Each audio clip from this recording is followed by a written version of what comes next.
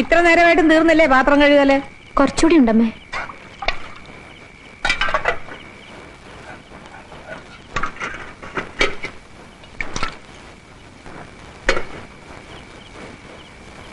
അല്ല, നിന്റെ ഈ ഒരിക്കലും പിടിക്കലും ഒക്കെ കണ്ടാലേ ഇവിടെ ഉള്ളവർക്ക് ഒരു വൃത്തിയും വെടിപ്പും ഒന്നുമില്ലെന്ന് തോന്നുമല്ലോ. ദേ, കറണ്ട് ബില്ല് കിട്ടുന്നത് ഞാനാ. പെരക്കി വെച്ചേ മതി. എന്ത് പറ്റി? ഇന്നൽപ്പം ഗൗരവത്തിലാണല്ലോ. അമ്മയ്ക്ക് എന്താ എന്നോട് മുൻവൈരാഗ്യം വല്ലതുണ്ടോ? എല്ലാ ജോലിയും ഞാൻ ചെയ്യണം, ആരും ഒരു കൈ സഹായിക്കില്ല. എപ്പോ നോക്കിയാലും എന്നെ എന്റെ വീട്ടുകാരെ ഓരോ കുത്തുവാക്ക് പറച്ചില്, തൊട്ടാനും പിടിച്ചാനും ഒക്കെ കുറ്റമാ. ഈ 55-ാം വയസ്സിൽ അമ്മയുടെ സ്വഭാവം മാറ്റുന്നതിനേക്കാളും എളുപ്പം നമ്മളൊന്ന് അഡ്ജസ്റ്റ് ചെയ്യുന്നതാ. മക്കളിൽ ഏറ്റവും കൂടുതൽ സ്നേഹം അമ്മയ്ക്ക് എന്നോടാ. മൂത്ത മകനായതുകൊണ്ടാവാം. എതിർത്തൊരു വാക്ക് ഞാൻ പറഞ്ഞാൽ അമ്മ സഹിക്കില്ല. ഞാൻ വലിയൊരു തുക സ്ത്രീധനം വാങ്ങിച്ച് കെട്ടണമെന്നായിരുന്നു അമ്മയുടെ ആഗ്രഹം. തന്നെ അല്ലാതെ വേറൊരു പെണ്ണിനെ കെട്ടില്ലെന്ന് ഞാൻ വാശി പിടിച്ചു. അമ്മ ഒരുപാട് എതിർത്തെങ്കിലും അവസാനം എന്റെ ആഗ്രഹം പോലെ നടന്നു. ഞാൻ ഒരുപാട് വഴിപാട് നേർന്നത് കൊണ്ടാ തന്നെ എനിക്ക് കിട്ടിയത്. അതെന്റെ ഒരു ഭാഗ്യല്ലേ?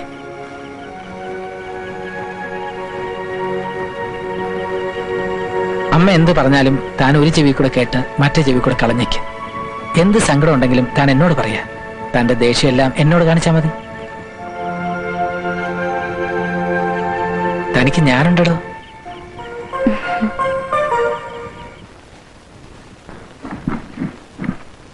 വിദ്യേ, ആ പുഴയിലെങ്ങാനും കൊണ്ടുപോയി കഴുക്. അതല്ലേ സൗകര്യം. പുഴയിൽ എങ്ങനെയമ്മേ ഞാൻ ഒറ്റയ്ക്ക് പോകുന്നത്? എനിക്ക് ശീലമില്ല. ആ, ഇങ്ങനല്ലേ ശീലിക്കുന്നത്. ചേട്ടത്തെ പ്രസന്നം വരുന്നുണ്ടോ? ഞാനും വന്നേനെ, എനിക്ക് കുറച്ച് പഠിക്കാനുണ്ട്. നാർന്ന തുണിയൊക്കെ മുഖത്തിട്ട് തൂക്കാതെ എടുത്തോണ്ട് പോ. എടാ പ്രദീപേ, നിങ്ങളുടേത് വലതും അലക്കാനുണ്ടെങ്കിൽ എടുത്തു കൊടുക്കടാ.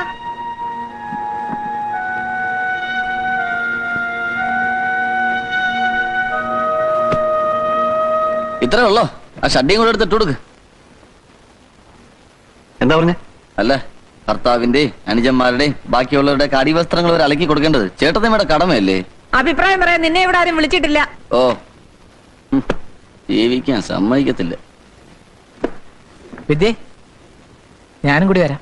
അയ്യണ, പെണ്ണുങ്ങൾ കുളിക്കാനും നനയ്ക്കാനും ഒക്കെ പോകുന്നിടത്ത് പുറകെ പോകാൻ നിനക്ക് നാണമില്ലയോടാ?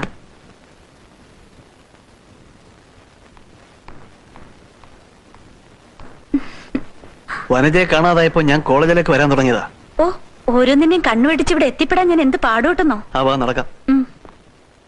ആ ഷീന തോമസ് എന്നോട് ഓട്ടോ കയറി ഇറക്കി വിടാൻ വിട്ട പാട്. നമുക്ക് നമ്മുടെ സ്ഥിരം ഐസ്ക്രീം ബാറിലേക്ക് പോയാലോ? എനിക്ക് പേടിയാ.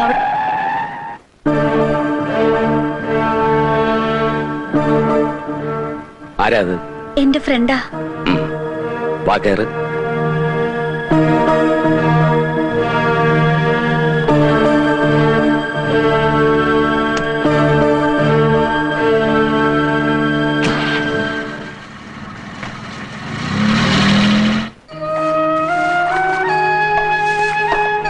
തറയ്ക്ക് നോകത്തൊന്നുമില്ല, അങ്ങോട്ട് അമർത്തി തേച്ച് കഴിയടി.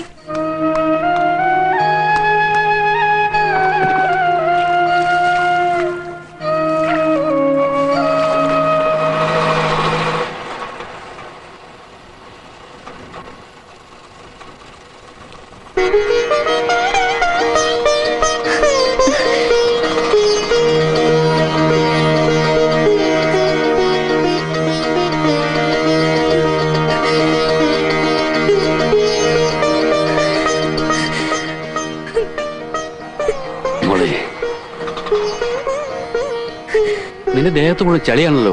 നീ എന്താ കണ്ട കളിക്കാൻ പോയോ? ഞാൻ അവിടെയൊക്കെ തുടച്ച് വൃത്തിയാക്കായിരുന്നു.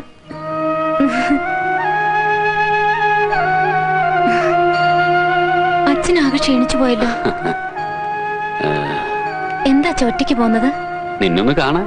അച്ഛൻ അങ്ങോട്ടിരിക്കും, ഞാൻ കൈയും കാലൊക്കെ കഴിയിട്ട് വരാം. നിനക്കിതൊന്ന് തീർത്തിട്ട് പോയാ പറയാറുന്നോടി. അച്ഛനെന്താ ദുബായിന്നാ വരുന്നേ?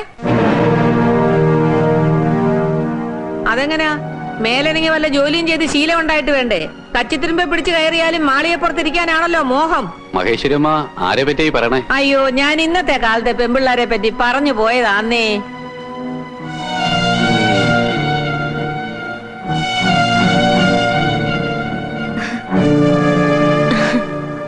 പിന്നെ എന്തൊക്കെയുണ്ട് അച്ഛാ വിശേഷങ്ങൾ? അമ്മയെ കൊണ്ടുവരാൻ ഞാൻ എന്താ? അമ്മയ്ക്ക് നല്ല സുഖമില്ല. നല്ല പനിയും ചുമയും പുറം വേദനയും. നിന്നെ കാണുന്നു പറയാൻ തുടങ്ങിയിട്ട് കുറേ ദിവസമായി. ഞാൻ കൂട്ടിക്കൊണ്ടുപോവാ വന്നാ.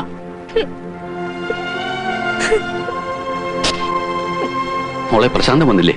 ഇപ്പൊ എത്തും, വരാറായിട്ടുണ്ട്. ചെല്ല്. ഞാൻ വന്നതിന്റെ പേരിൽ അവര് മുഷിയണ്ട. എന്താ അമ്മ വിളിച്ചത്? എന്താടേ ഇത്ര പറയാനുള്ളത്? ഇവിടുത്തെ കുറ്റങ്ങളായിരിക്കും. അയ്യോ, വീട്ടിലെ വിശേഷങ്ങൾ ചോദിക്കായിരുന്നു അച്ഛനോട്. കള്ളയെടുത്തയച്ച് അച്ഛനെ വരുത്തിയിട്ടുള്ള ഈ കുറ്റം പറച്ചിലുണ്ടല്ലോ, അത്ര നല്ലതിനല്ല. പറഞ്ഞു കഴിഞ്ഞെങ്കിലേ ആ പാത്രമല്ല ഇങ്ങോട്ട് തേച്ച് കഴിച്ച് എടുത്തോണ്ട് വാ. കാലത്ത് വാരി ഇട്ടിരിക്കുന്നതാ വീട്ടിലെ വിശേഷങ്ങൾ. അയ്യ, കുറെ വിശേഷമുള്ള വീട്.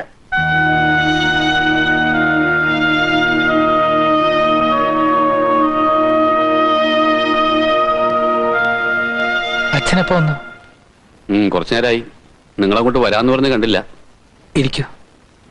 കഴിഞ്ഞ ഞായറാഴ്ച അങ്ങോട്ട് വരണമെന്ന് വിചാരിച്ചതാ. പക്ഷേ അന്നൊരു കല്യാണത്തിന് പോകേണ്ടി വന്നു. ഉപേക്ഷ വിചാരിക്കുന്ന കാര്യങ്ങൾക്ക് നേരം കിട്ടില്ല. അയ്യോ, അതുകൊണ്ടല്ല. വിദ്യയുടെ അമ്മയ്ക്ക് തീരെ സുഖമില്ല. അവളെ എന്റെ കൂടെ ഒന്ന് അയക്കണം. 3-4 ദിവസം കഴിഞ്ഞ് ഞാൻ കൊണ്ടാക്കാം. ആയിക്കോട്ടെ. ഞാൻ അമ്മയോട് കൂടി ഒന്ന് ചോദിച്ചോട്ടെ. അമ്മേ, വിദ്യയെ വീട്ടിലേക്ക് കൂട്ടിക്കൊണ്ടുപോകാൻ വന്നതാ അച്ഛൻ. അവിടെ അമ്മയ്ക്ക് നല്ല സുഖമില്ലത്രേ. അതിന് എന്നോട് തന്നെ ചോദിക്കുന്നത്? നിന്റെ കെട്ടികളല്ലേ, വിടുകയോ വിടാതിരിക്കുകയോ എന്ത് വേണമെങ്കിലും ചെയ്യേ. ആ, അമ്മയ്ക്ക് എന്താ ഒരു പരിഭവം പോലെ? ഓ, എനിക്കെന്തോന്ന് പരിഭവമാ? ഓ, അമ്മയെ അനുസരിക്കുന്ന എന്തൊരു മക്കളാണെന്നറിയാവോ? പറയാത്ത കുറ്റമേ ഉള്ളൂ. അമ്മേ, അമ്മ ഞാൻ അച്ഛന്റെ കൂടെ വീട് വരെ ഒന്ന് പൊയ്ക്കോട്ടെ? എന്തിനാ ഇപ്പൊ അങ്ങോട്ട് എഴുന്നള്ളുന്നത്? ആരും അവിടെ ചാവാൻ കിടക്കുന്നില്ലല്ലോ. അച്ഛാ,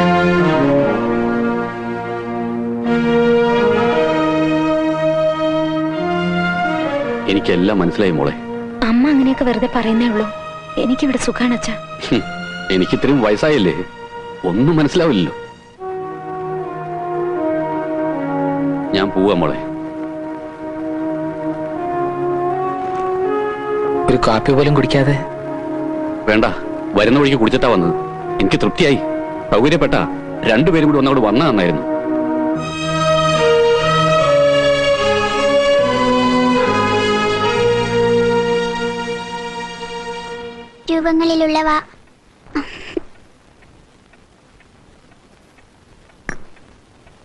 രൂപങ്ങളിലുള്ള വാചകങ്ങളുടെ വിപുലീകരണത്തിന് വേണ്ടി ഇപ്പോഴെനിക്ക് തോന്നുക ഭാനുമതി, നമ്മുടെ മോളെ കിടപ്പാടം പണയപ്പെടുത്തിയും കടം വാങ്ങി അങ്ങോട്ട് അയക്കേണ്ടതില്ലാന്ന്.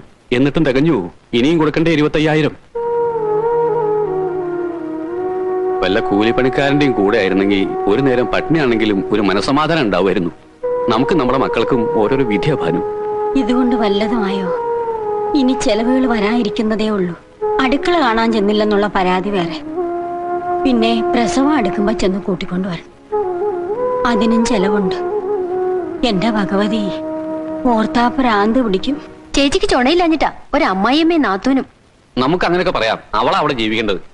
എല്ലാറ്റിനും ആ തള്ളയുടെ അനുവാദം ചോദിക്കുന്ന എന്തിനാ? പ്രശാന്തന് ഒരു തീരുമാനം എടുത്തൂടെ? മതി മതി, ഇപ്പൊ അതൊക്കെ പറയും. കഴുത്തി താലി വീഴുന്ന താനെ വായടയും. അല്ലെങ്കിൽ അങ്ങനെയുള്ള പെണ്ണുങ്ങളായിരിക്കണം. അച്ഛാ, ആ ബാങ്കിൽ നിന്ന് എടുത്ത് ലോണിന്റെ 2 കുടിശ്ശിക അടച്ചിട്ടില്ലെന്ന് ചന്ദ്രേട്ട അച്ഛനോട് പറയാൻ പറഞ്ഞു.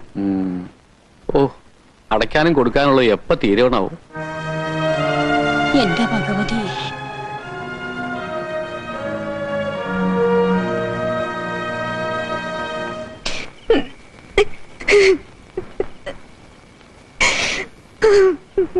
കുറച്ച് നാളത്തേക്ക് കൂടി ഞാനൊന്ന് ക്ഷമിക്ക. പ്രദീപിന്റെ കല്യാണം കഴിഞ്ഞാൽ നമുക്ക് ഇവിടുന്ന് മാറാം. ഇവിടുന്ന് പോണമെന്നോ അമ്മയും സഹോദരങ്ങളെ ഉപേക്ഷിക്കണമെന്നോ ഞാൻ പറയുന്നില്ല. എന്റെ അച്ഛൻ വന്നിട്ട് ഒന്ന് വീട്ടിൽ പോകാൻ പോലും സമ്മതിക്കില്ല എന്ന് പറഞ്ഞ എന്റെ അമ്മയ്ക്ക് തീരെ സുഖമില്ലാഞ്ഞിട്ടല്ലേ? തനിക്കിപ്പോ വീട്ടിൽ പോയി അമ്മ ഒന്ന് കാണണം, അത്രയല്ലേ ഉള്ളൂ. ഞാൻ അമ്മയുടെ സമ്മതം മേടിച്ചോളാം.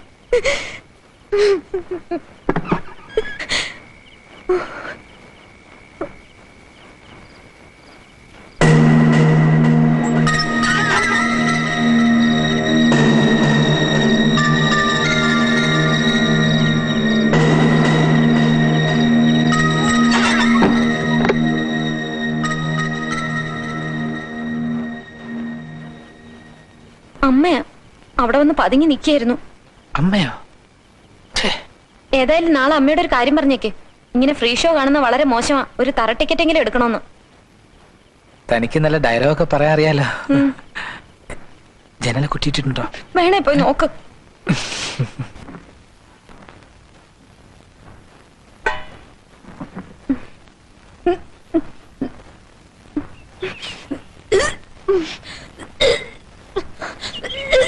എന്താടി നീ വയറ്റിൽ കൊള്ളാത്ത വല്ലതും കഴിച്ചോ? ഇല്ല. പിന്നെന്താ, വയറ്റിലുണ്ടോ?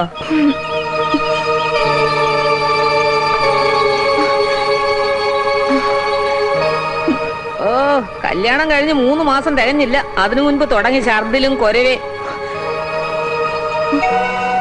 നാട്ടുകാര് കളിയാക്കി ചിരിച്ചാലേ നാണക്കേട് എന്റെ മോനാ. മതി മതി നിന്ന് ചിണുങ്ങിയത്, വേഗം അരച്ചെടുക്കാൻ നോക്ക്.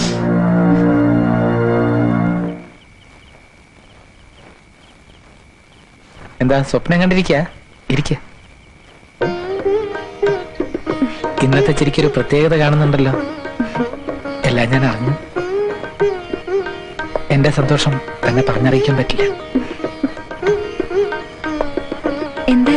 കുറച്ച് ജിലേബി നേരായ മാർഗത്തിലൂടെ കൊണ്ടുവന്ന തനിക്ക് കിട്ടില്ല. അമ്മയും പ്രസന്നയും മേടിച്ചെടുക്കും.